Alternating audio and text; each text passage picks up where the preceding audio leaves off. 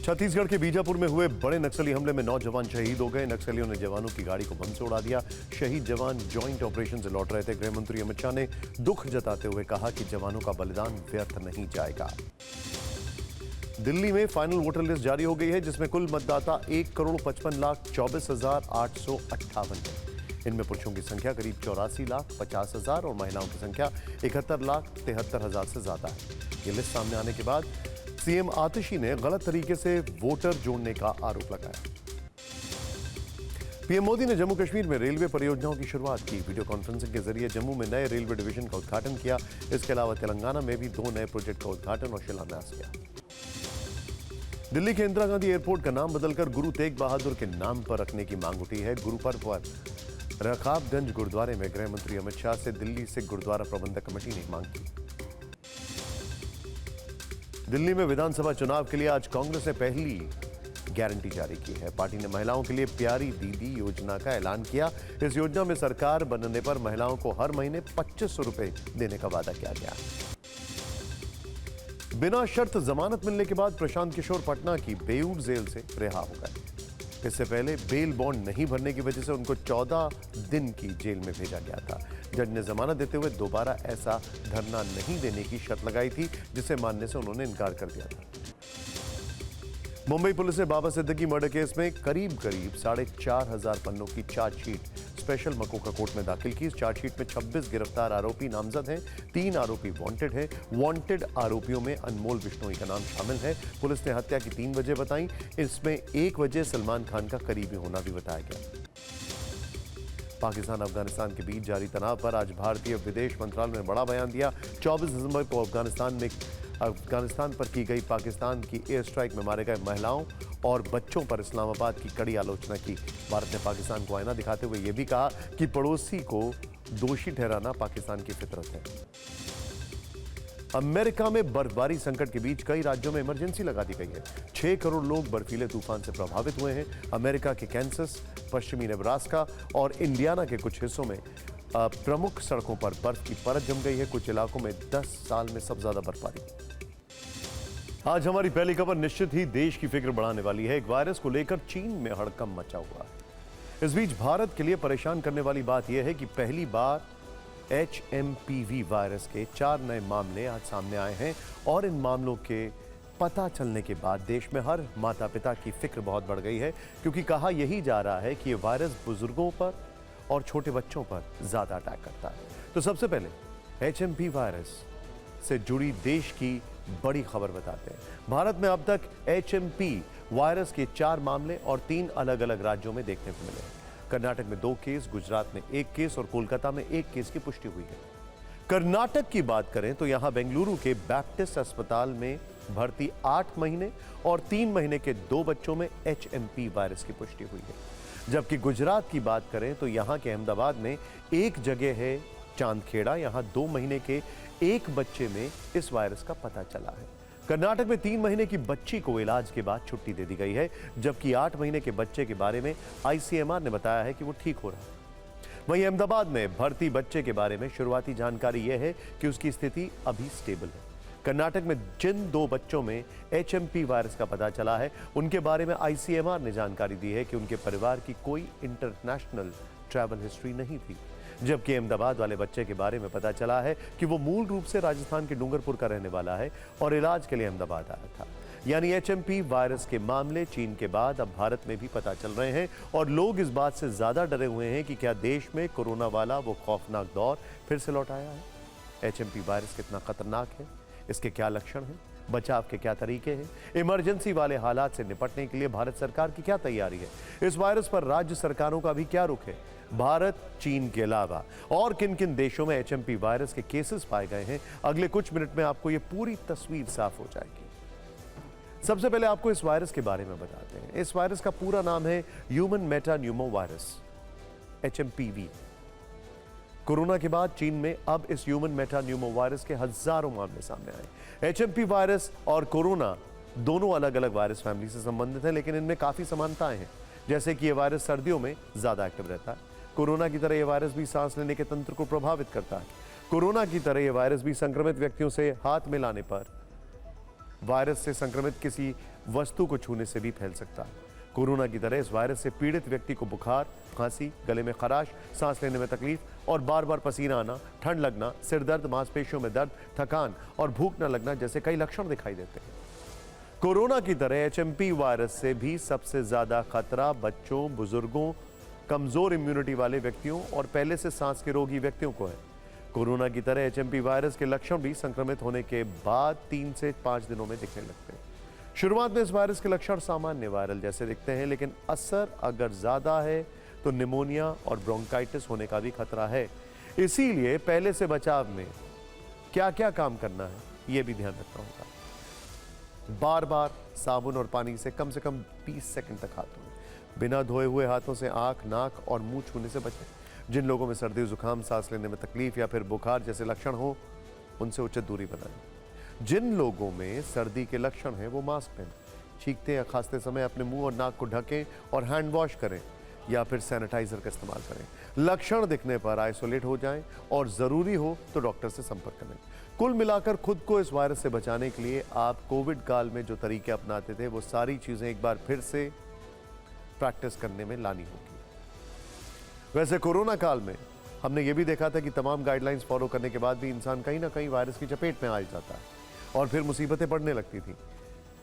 जहां तक इस साल फैल रहा है एचएमपी वायरस का प्रश्न है, तो जैसा कि आपने कोविड के समय देखा था, शुरुआत में कोविड-19 की भी कोई वैक्सीन नहीं थी।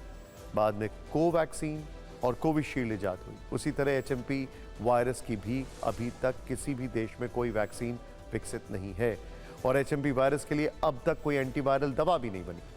अगर किसी व्यक्ति में एचएमपी वायरस के लक्षण मिलते हैं तो उसे खुद को आइसोलेट करने की सलाह दी जाती है। इसीलिए आप देखिए कि स्वास्थ्य विभाग से लेकर सरकार, पूरा का पूरा सिस्टम अब इस वायरस को लेकर सुपर एक्टिव है। आईसीएमआर ने जानकारी दी है कि केंद्रीय स्वास्थ्य मंत्रालय देश में उपलब्ध सर्विलांस चैनल्स के माध्यम से हालात की मॉनिटरिंग कर रहा है। आईसीएमआर एचएमपी वायरस की टेस्टिंग करने वाली लैब की संख्या को देश में बढ़ाएगा। आईसीएमआर पूरे 1 साल एचएमपी वायरस के मामलों पर नजर रखेगा।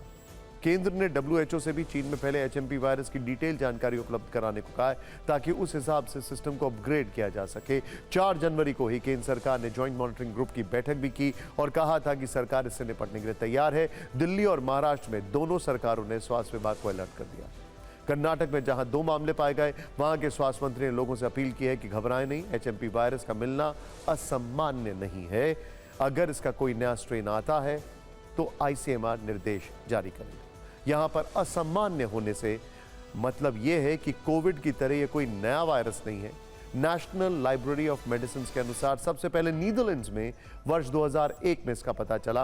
हालांकि कुछ जानकार यह भी दावा करते हैं कि वायरस 50 साल पुराना है। अब सुनिए डॉक्टर इस वायरस को लेकर क्या कुछ कह रहे हैं और हमें इस वायरस से बचने के लिए क्या क्या सावधानी बरतनी होगी।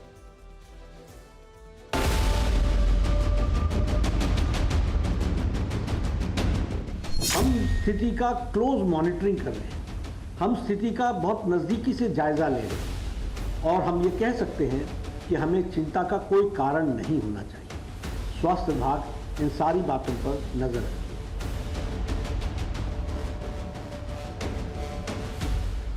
It is found in 2 children and he took up a meeting with the department and whatever decision he takes, the government will implement it. ये 21 साल पुराना वायरस है और ये बच्चों में फ्लू लाइक सिम्टम्स करता है। आजकल आप देखें तो हर घर में जुकाम, बुखार, नज़ला, हेडेक और इस तरह की जो चीज़ें हैं सब घर में हो रही हैं। तो बच्चों को सावधानी रखनी चाहिए, बच्चों को एक्सपोज नहीं करना चाहिए, कमरों को उतना गर्म नहीं रखना चाहिए कि जितना गर्म रखने से बाहर जाने पे एक्सपोजर हो जाए। ये सबसे बड़ी गलती होती है। आईसीएमआर ने ये कंफर्म किया है कि ये जो वायरस है ये रूटीनली और जो ये वायरस है इस मौसम में इन्फेक्शन का और ज़ुकाम का और निमोनिया का कारण होता है। बच्चों में जो 1 साल से कम बच्चे होते हैं, इन्फेंट्स में और बुज़ुर्गों में या जिनकी भी इम्यूनिटी प्रतिरोधक शक्ति कम होती है, उनमें ये सीरियस बीमारी भी कर सकता है। कोरोना की तरह एचएमपी वायरस भी चीन में सबसे पहले फैला। इसके बाद अब भारत में 4 केस मिलने की खबर आई है। उधर मलेशिया और हांगकांग में भी एचएमपी वायरस के संक्रमित पाए गए हैं। वहाँ केस मिलने के बाद सरकार अलर्ट मोड पर है। हैरानी इस बात की है कि विश्व स्वास्थ्य संगठन अब तक खामोश है। बात बात पर ट्वीट करने वाले WHO chief Tedros HMP virus को लेकर दुनिया में एकदम खामोशी ओढ़ के बैठे हुए हैं और कुछ भी नहीं बता रहे हैं। ऐसे में WHO पर कोरोना वाले दौर की तरह एक बार फिर से आरोप लग रहे हैं कि वो चीन की सच्चाई दुनिया से छुपा रहा है, जबकि चीन भी अपने यहाँ फैल रहे वायरस पर आधा अधूरा सच ही बता रहा है। जो कुछ भी निकल रहा है सोशल मीडिया से आ रहा है। हालांकि पूरा सच यही है कि चीन में हालत खराब है, वहाँ इमरजेंसी जैसे हालात हैं।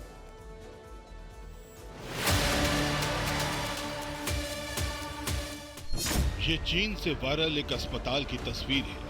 यहाँ HMP वायरस से पीड़ित लोगों की भीड़ लगी है। सबके चेहरे पर मास्क है और कोरोना जैसे हालात को दोबारा सोचकर दिल में डर बढ़ चुका है। असल में चीन में HMP वायरस का आउटब्रेक हुआ है। अस्पतालों में नो बेड अवेलेबल वाली जानकारी के पोस्टर लगने शुरू हो चुके हैं। कोरोना की तरह चीन में एक बार फिर से इमरजेंसी वाले हालात बन चुके हैं। चीन ने इस वायरस के बारे में अब तक क्या कुछ बताया है, तो चीन के अखबार ग्लोबल टाइम्स ने जानकारी दी है कि ये वायरस सबसे ज्यादा उत्तरी चीन के शहरों में फैला है। उत्तरी चीन के अलावा बीजिंग, दक्षिणी पश्चिमी शहर चोंगकिंग, दक्षिणी चीन के गुआंगडोंग प्रांत में भी इसके मरीज पाए गए हैं। चीन में दिसंबर महीने के तीसरे हफ्ते में सांस की बीमारी से परेशान लोगों की संख्या में तेजी से वृद्धि हुई है। चीन की स्वास्थ्य एजेंसियों ने कहा है कि सर्दियों में सांस की बीमारी के बढ़ते मामलों को देखते हुए चीन में पायलट सर्विलांस सिस्टम शुरू किया गया है। चीन में यह वायरस कैसे फैला, इसके सोर्स के बारे में अब तक कोई जानकारी सामने नहीं आई है, लेकिन वुहान से आई खबर ने दुनिया को फिर से डरा दिया है। वुहान के एक स्कूल में 30 से ज्यादा बच्चे HMP वायरस से संक्रमित हो गए, जिसके बाद वहां पर सभी स्कूलों को तुरंत बंद करने का आदेश दिया गया है। अब आपको बांग्लादेश का हाल बताते हैं। वहां साधु संत जेल में डाले जा रहे हैं और आतंकी मौज काट रहे हैं। बांग्लादेश में अंतरिम सरकार के मुखिया मोहम्मद यूनुस शांति का नोबेल पुरस्कार पा चुके हैं, लेकिन अब वो आतंकियों को बचाने वाले ऐसे फैसले ले रहे हैं कि वो दिन दूर नहीं जब पाकिस्तान की खुफिया एजेंसी ISI उन्हें आतंकियों का सुपर रक्षक जैसे शीर्षक वाला कोई पुरस्कार देते। उनकी लोकप्रियता आतंकियों के बीच तेजी से बढ़ रही है। मोहम्मद यूनुस असल में पाकिस्तान को खुश करने के लिए इन दिनों ISI के चरणों में आतंक के पुष्प अर्पित कर रहे हैं और इसी कड़ी में उन्होंने अब एक ऐसे आतंकी को रिहा करने का फैसला सुनाया है जिसके हाथ बेगुनाहों के खून से लथपथ है। उस आतंकी का नाम मेजर जिया है। मेजर क्यों, ये हम आपको बताएंगे। आतंकवादी संगठन जमात उल मुजाहिदीन का मोस्ट वांटेड आतंकी। इस आतंकवादी के नाम के आगे मेजर इसलिए जुड़ा है क्योंकि वो किसी जमाने में बांग्लादेश की फौज में बड़ा अधिकारी था। इसके बाद वो ISI के संपर्क में आया और फौज में रहते हुए तत्कालीन सरकार के खिलाफ कई काम किए, कई आतंकी घटनाओं को अंजाम दिया, जिस कारण उसे फौज से निकाल दिया गया था। मेजर जिया पर बांग्लादेश में ही ब्लॉगर दीपन और अभिजीत समेत कई लोगों के हत्या के संगीन आरोप है। वो हत्या के 7 मामलों में आरोपी है, जिनमें से 3 में उसे मौत की सजा मिल चुकी है। लेकिन अब इस खूंखार आतंकवादी के लिए मोहम्मद यूनुस के अंदर दया का भाव जाग गया है। वो मेजर जिया को आतंकी मानने के लिए तैयार नहीं है। इसीलिए शायद बांग्लादेश में कानून और गृह मंत्रालय दोनों ने ही मेजर जिया का नाम आतंकवादियों की सूची से हटा दिया है। इसके अलावा मोहम्मद यूनुस ने मेजर जिया की मौत की सजा भी माफ कर दी है। सोचिए कि मोहम्मद यूनुस अपने अधिकारों का दुरुपयोग किस तरह कर रहे हैं। उन्होंने कैसे मेजर जिया के 7 खून माफ कर दिए, वो भी सिर्फ इसलिए कि मोहम्मद यूनुस पाकिस्तान को खुश करने के लिए कुछ भी कर बैठेंगे। जबकि ये बात वो भी जानते हैं कि मेजर जिया पर एक समय अमेरिकी सरकार ने इनाम घोषित किया हुआ था, लेकिन मोहम्मद यूनुस को अब अमेरिका की नाराजगी की परवाह नहीं है। अमेरिका के संभावित प्रतिबंधों का खौफ नहीं है। उनका तो जैसे अब एक ही लक्ष्य है, कैसे भी करके पाकिस्तान की जी हुजूरी करते रहे, पाकिस्तान को जश्न मनाने का मौका देने वाले काम करते रहे। शायद इसीलिए आतंकवादी मेजर जिया की सजा को माफ करने के अलावा मोहम्मद यूनुस ने बांग्लादेश में मौत की सजा पा चुके कई और मोस्ट वांटेड आतंकवादियों के नाम इस लिस्ट से हटा दिए। खतरनाक आतंकवादियों को जेल से बाहर निकालकर उन्हें अब मालाएं पहनाई जा रही हैं, स्वागत सत्कार हो रहा है। बांग्लादेश में ऐसे आतंकवादियों को ऊंचे ऊंचे ओहदे दिए जा रहे हैं। मोहम्मद यूनुस अपने फैसलों से शांति प्रेमी कम आतंक प्रेमी ज्यादा लग रहे हैं, बल्कि पाकिस्तान प्रेमी ज्यादा लग रहे हैं, क्योंकि ये उस बांग्लादेश का हाल है जहां 4 दिन पहले ही इस्कॉन के हिंदू संत चिन्मय दास की जमानत याचिका खारिज की गई।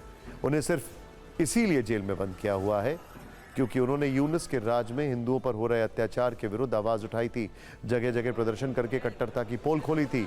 इसी के बाद उन पर राष्ट्रद्रोह का फर्जी केस लगा दिया गया और 25 नवंबर को ढाका एयरपोर्ट से गिरफ्तार करने के बाद चिन्मय दास तभी से जेल की सलाखों में। इसीलिए हमने शुरुआत में ही कहा था कि बांग्लादेश में साधु संत जेल में डाले जा रहे हैं और आतंकी मौज काट रहे हैं। वहां आतंकी कैसे मौज काट रहे हैं, इसके कुछ और उदाहरण। 25 दिसंबर 2024 बांग्लादेश की अंतरिम सरकार ने आतंकवादी संगठन हिजबुत तहरीर के आतंकी नसीमुल गनी को गृह सचिव नियुक्त किया। 24 दिसंबर 2024 अब्दुल सलाम पिंटू को 17 साल बाद जेल से रिहा करने का आदेश जारी हुआ। अब्दुल सलाम पिंटू बांग्लादेश नेशनलिस्ट पार्टी का सदस्य है, लेकिन उस पर आरोप है कि उसने पीओके और बांग्लादेश में आतंकवादियों को फंड मुहैया कराया था। 2 सितंबर 2024 आतंकवादी संगठन अंसरुल्लाह बांग्ला टीम के प्रमुख जशीमुद्दीन रहमानी को जेल से रिहा किया गया। रहमानी को वर्ष 2013 में एक ब्लॉगर की हत्या में शामिल होने के लिए जेल में डाला गया था। 27 अगस्त 2024 जशीमुद्दीन रहमानी को ही स्पेशल ऑर्डर पर तब पैरोल दिलाई गई। अब यहां कुछ सवाल जिनका जवाब मोहम्मद यूनुस को देना चाहिए। मोहम्मद यूनुस बांग्लादेश में शांति लाने के बाद वादे के साथ अंतरिम सरकार के मुखिया बने, लेकिन वो जिस बुलेट स्पीड से आतंकवादियों को जेल से छुड़वा रहे हैं, इससे सवाल उठता है कि क्या वो बांग्लादेश में आतंकियों की सरपरस्ती वाली सरकार चलाना चाहते हैं। आतंकवादियों को जेल से रिहा करने के बाद बांग्लादेश में शांति कैसे आएगी? वहां तो आतंकी हमले होंगे और कट्टरता बढ़ेगी। बांग्लादेश में खूंखार आतंकवादियों को जेल से छुड़वाना भारत के लिए भी संकट पैदा करने जैसा है, क्योंकि आतंकवादी भारत के खिलाफ पहले से ही साजिशें करते रहे हैं और अब वो बिना डरे आईएसआई के इशारे पर बांग्लादेश में खुलेआम घूमते हुए भारत पर हमले की योजना बनाएंगे। और यूनुस तब भी चुप रहेंगे जैसे कि वो हर बार जरूरी मुद्दों पर खामोश हो जाते हैं या फिर आंख पर पट्टी बांध देते हैं ताकि वो कुछ भी गलत होता हुआ देखे नहीं, और देखें तो आंख बंद कर लें। अब फिक्र की पॉलिटिकल फाइल्स खोलने का वक्त हो चुका है। आज हमने आपके लिए 4 खबरों की स्पेशल एक फाइल फोल्डर तैयार किया। पहली खबर दिल्ली में जारी सियासी विवाद पर है, जिसके केंद्र में बीजेपी नेता रमेश बिदूड़ी हैं, जिन्होंने पहले प्रियंका गांधी और बाद में सीएम आतिशी के लिए आपत्तिजनक शब्द कहे। फिर क्या हुआ, यह जरूर देखना चाहिए। दिल्ली से ही दूसरी रिपोर्ट है जिसमें कांग्रेस और आम आदमी पार्टी के बीच गठबंधन नहीं बल्कि उनके अघोषित फ्रेंडली फाइट का जिक्र होगा। Friendly fight. तीसरे हिस्से में हम आपको मध्य प्रदेश लेकर चलेंगे और बताएंगे कि मौलाना लिखने में वहां के सीएम का पेन क्यों अटकता है। आपको यह भी बताएंगे कि महाराष्ट्र के डिप्टी सीएम अजीत पवार अपने वोटर्स पर क्यों भड़क गए। शुरुआत लेडीज वर्सेस रमेश बिदूड़ी से। यह खबर दिल्ली नहीं पूरे देश में ट्रेंड कर रही है। इस खबर में आंसू है, इमोशन है, कालिक है, विवादास्पद बयानों का तूफान है, बदजुबानी है, महिलाओं का अपमान है, और यह सब एक बीजेपी नेता की वजह से है जिनका नाम है रमेश बिदूड़ी। 2024 के चुनाव से पहले तक 10 साल सांसद रहे। उस दौरान भी अपने काम से ज्यादा बयानों की वजह से सुर्खियों में रहे। सदन के अंदर हो या बाहर, जब भी बिदूड़ी ने कुछ बोला ज्यादातर विवाद हुआ। लोकसभा चुनाव में उनका टिकट कट गया। विधानसभा चुनाव से पहले जैसे ही बिदूड़ी को टिकट मिला, उन्होंने अपने शब्दों से विवादों का बक्सा खोल दिया। मतलब बदजुबानी के अपने पुराने रिकॉर्ड पर कायम है। बीजेपी नेता रमेश बिदूड़ी ने 2 दलों की सबसे कद्दावर महिला नेताओं को टारगेट किया। पहले कांग्रेस सांसद प्रियंका गांधी, फिर दिल्ली की सीएम आतिशी के लिए उन्होंने जो अपमानजनक शब्द कहे। आतिशी के पिता और उनके सरनेम को लेकर रमेश बिदूड़ी ने अमर्यादित भाषा का इस्तेमाल किया। आज जब आतिशी प्रेस कॉन्फ्रेंस करने आई तो वो भावुक हो गई। बोलते बोलते उनके आंसू छलक पड़े। उन्होंने कहा कि उनके बुजुर्ग पिता को गाली दी जा रही है। आज दिन भर कैसे बिदूड़ी की आपत्तिजनक भाषा पर बयानों की फायरिंग हुई, इसे आप कुछ सेकंड की इस न्यूज रील में देख लीजिए।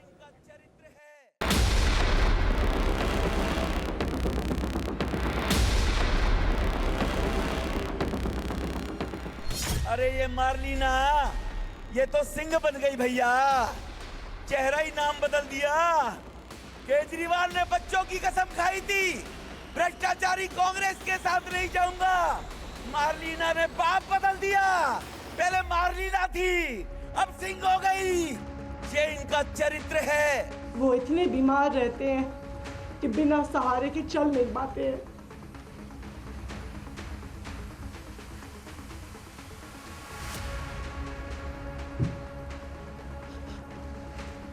आप चुनाव के लिए इतनी घटिया हरकत करेंगे?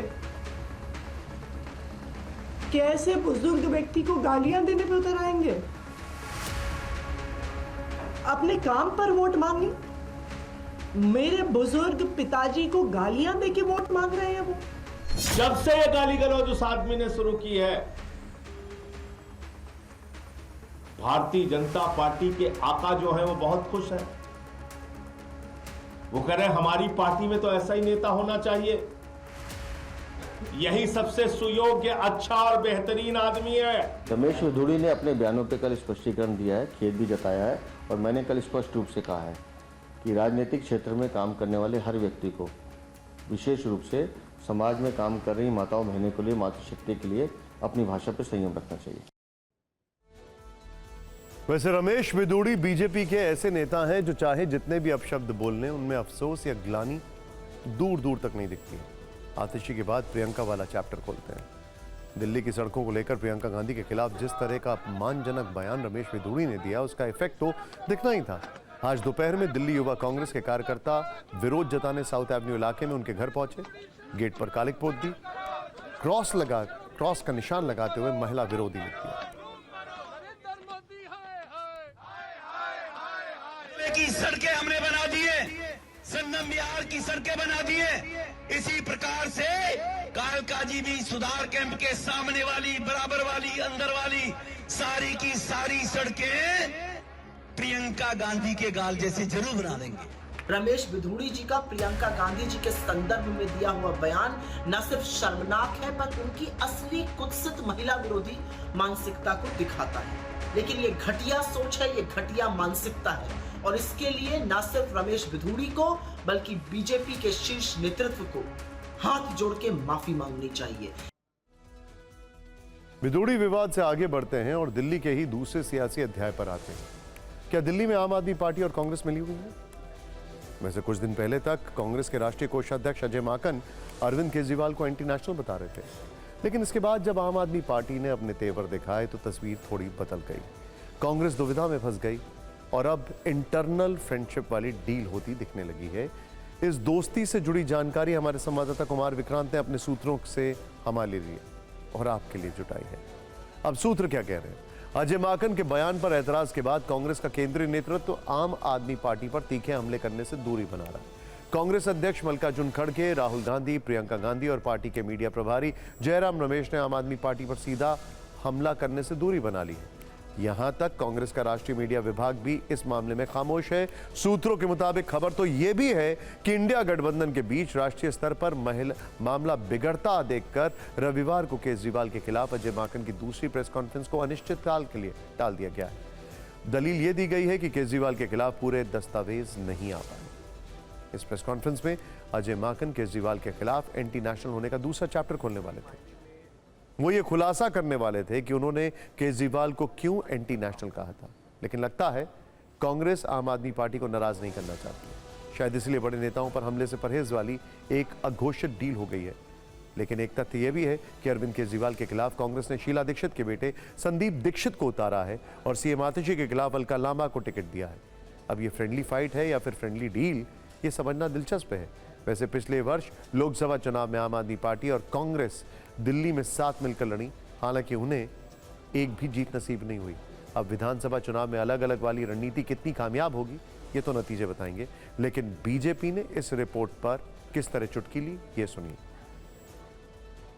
देखिए, चोर चोर तो मौसेरे भाई हैं, वो क्या आरोप गिनाएंगे? आप बताइए, कभी दो जो मौसेरे भाई हों वो एक दूसरे का आरोप गिना सकते हैं? ये जो अरविंद केजरीवाल 13 लोगों का लिस्ट लेके घूमते थे, उसमें सबसे नंबर 1 पे उन्होंने मनमोहन सिंह जी को रखा हुआ था कि सबसे करप्ट मनमोहन सिंह जी के नीचे सोनिया गांधी, 3rd नंबर पे लालू प्रसाद यादव, 4th नंबर पे आप याद करिए इन्हीं के नेता थे कांग्रेस पार्टी के। तो अब ये क्या आरोप खेलेंगे? तो चोर चोर मौसेरे भाई कभी एक दूसरे पे आरोप नहीं करते हैं। You scratch my back, I will scratch your back, and together we will loot the public. This is the sentiment of Aam Aadmi party and Congress. और इस वक्त की बड़ी खबर, जस्टिन ट्रूडो ने कनाडा के पीएम पद से इस्तीफा दे दिया, यानी कि जस्टिन ट्रूडो अब जस्ट आउट ट्रूडो हो गए। इस वक्त की बड़ी खबर, भारत विरोधी ट्रूडो का पीएम पद से इस्तीफा। और यह खबर सुनकर आपको बताना चाहेंगे कनाडा का जो डॉलर है वो काफी ऊपर चला गया है। यह बहुत बड़ी खबर है, यह इस वक्त की बड़ी खबर आपको बता रहे हैं। जस्टिन ट्रूडो ने इस्तीफा दे दिया है। आज उनके ऊपर लगातार ये खबरें आ रही थी। मनीष झा हमारे साथ है। मनीष, पूरी जानकारी दीजिए। बिल्कुल निशान, देखिए लगातार TV9 भारतवर्ष आज दिन भर ये खबर अपने दर्शकों तक पहुंचा रहा था कि कनाडा के प्रधानमंत्री जस्टिन ट्रूडो इस्तीफा देने वाले हैं। और वो हो गया है। 2015 में पहली बार वो प्रधानमंत्री बने थे और लगातार अगर आप कह सकते हैं तो अब ट्रूडो युग का हो गया है। सबसे बड़ी बात है कि ट्रूडो ने अपने शासनकाल के दरमियान कनाडा के भारत के साथ इतने संबंध खराब किए, जिसको लेकर लगातार कनाडा में भी राजनीतिक हितों में ये चर्चा हुई कि क्या ट्रूडो की लेगेसी यही रहेगी कि ट्रूडो ने अपने तमाम मित्र देशों के साथ संबंध खराब किए। लेकिन सबसे अहम बात यह भी है कि ट्रूडो की लोकप्रियता गिरती जा रही थी। Trudeau ce combat contre Pierre Poilievre, des batailles internes, il y en a dans votre parti depuis plusieurs mois déjà. Pourquoi est-ce que vous décidez d'abdiquer French में वहां पर सवाल जवाब हो रहे हैं। Comme vous savez, je suis pas quelqu'un. सीधे चलूंगा मनीष के पास। मनीष, ये बहुत बड़ी खबर है। अब वहां पर आगे आप क्या होता हुआ देख रहे हैं, क्या क्या जानकारी है? देखिए, सबसे बड़ी बात यह है कि ट्रूडो के गद्दी से हटने के बाद लिबरल पार्टी भले ही रिवाइव करने की कोशिश करे, लेकिन अभी भी लिबरल पार्टी के साथ दिक्कत यह है कि वो खालिस्तान को सपोर्ट करने वाली पॉलिसी को जब तक खत्म नहीं करती है, वैसी स्थिति में कनाडा के मूल लोग भी उनका साथ बहुत ज्यादा देने की स्थिति में नहीं रहेंगे। तो ऐसे में कंजर्वेटिव पार्टी को आगे बढ़ती हुई दिखाई देती है। वैसे में अगर आप देखें तो ट्रंप के वो शपथ ग्रहण के बाद एक बार फिर से कनाडा की राजनीति में एक बड़ा भूचाल दिखाई देने वाला है। और ऐसे में मुझे लगता है कि कंजर्वेटिव पार्टी आगे पॉलिटिकली बहुत आगे बढ़ सकती है। लेकिन निश्चित तौर पर यहाँ दो बात तो सिद्ध हो गई कि अब जस्टिन ट्रूडो की जो पूरा पॉलिटिकल करियर था वो आज ही उस पर फुल स्टॉप लग गया। और निश्चित तौर पर ट्रूडो ने भारत विरोधी जो अपनी एक इमेज बनाई थी, तो अब कनाडा में रहने वाले वो जो भारतीय के लोग थे, जो खालिस्तानी लहराने की कोशिश कर रहे थे, उन सब के लिए भी एक बड़ा सबक है कि जब उनके आका ही नहीं रहे, जब उनके मालिक ही नहीं रहे, तो वो भारत विरोधी आंदोलन क्या चला पाएंगे। इसलिए भारत के लोगों के लिए या कहीं भारत के लिहाज से जस्टिन ट्रूडो का इस्तीफा वाकई में एक बड़ा डेवलपमेंट है। लेकिन कनाडा की राजनीति के हिसाब से भी देखें तो एक लिबरल फेज का खत्म होना और राइट विंग पॉलिटिक्स का उभरता हुआ साफ तौर पर कनाडा में दिखाई दे रहा है। आप जो बता रहे हैं ये वाकई में एक बहुत बड़ा डेवलपमेंट है।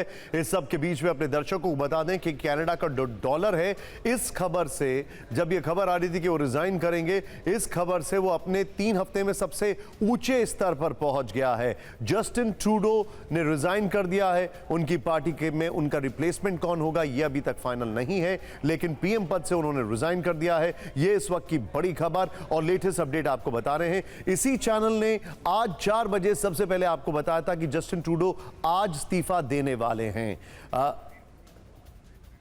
हमारे साथ एक पत्रकार कनाडा से हैं, ताहिर साहब हमारे साथ जुड़ चुके हैं। मैं आपसे जानना चाहूंगा सर, लेटेस्ट अपडेट क्या है, इसमें क्या क्या जानकारी आ रही है, पूरी खबर बताएं हमें।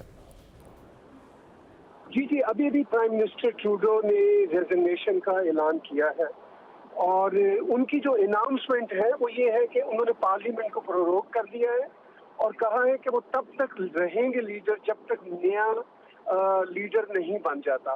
तो any how by all means it's a big relief for Canadians. ये बड़ी लॉन्ग अवेटेड न्यूज़ है जो प्राइम मिनिस्टर ट्रूडो का रेजिग्नेशन है। लेकिन अभी भी लॉन्ग रोड है फॉर अस कैनेडियंस कि बहुत सारी चीज़ें सुधरने वाली हैं। अगला इलेक्शन होना है। अभी तो 24 मार्च तक उन्होंने पार्लियामेंट को प्रोरोग किया है। इट मींस कि वो 24 तक प्राइम मिनिस्टर भी रहेंगे और लीडर ऑफ द पार्टी भी रहेंगे जब तक नया लीडर इलेक्ट नहीं होता। फिर इलेक्शन की डेट भी आएगी इन बिटवीन। तो we expect election somewhere between spring to summer. तो बहुत सारी चीजें सुधरने वाली हैं कनाडा की। अभी तो सुधरने का आगाज हुआ है। बहुत बहुत शुक्रिया आपका ताहिर साहब। एम्बेसडर दीपक वोरा हमारे साथ हैं। Deepak sir, thank you very much joining us. अभी इतना लेट हमने आपको परेशान किया, लेकिन एक बात बताइए सर, बड़े सारे मीम्स इस वक्त चल रहे हैं। कोई कह रहा है Justin Trudeau is just out Trudeau, कोई कह रहा है बड़े बेआबरू होकर अपने कूचे से ये निकले। पॉलिटिकल इंपैक्ट भारत के लिहाज से, इंटरनेशनल इंपैक्ट ओवरऑल, कंसिडरिंग कि ट्रंप आने वाले हैं, ट्रंप ने टैरिफ लगा दिए, अपना 51वां स्टेट कह दिया है। Sir, how will you sum it up? Thank you very much. हमेशा आपके चैनल पर जब होता हूं तो आपसे बहुत कुछ सीखता हूं। It's always a pleasure. ये तो सही है कि जस्ट आउट को जाना था, मैं तो उसको डस्टबिन ट्रूडो कहता हूं, बेवकूफ आदमी है। Now let me put it to you very bluntly sir, और क्षमा कीजिएगा if I am not politically correct.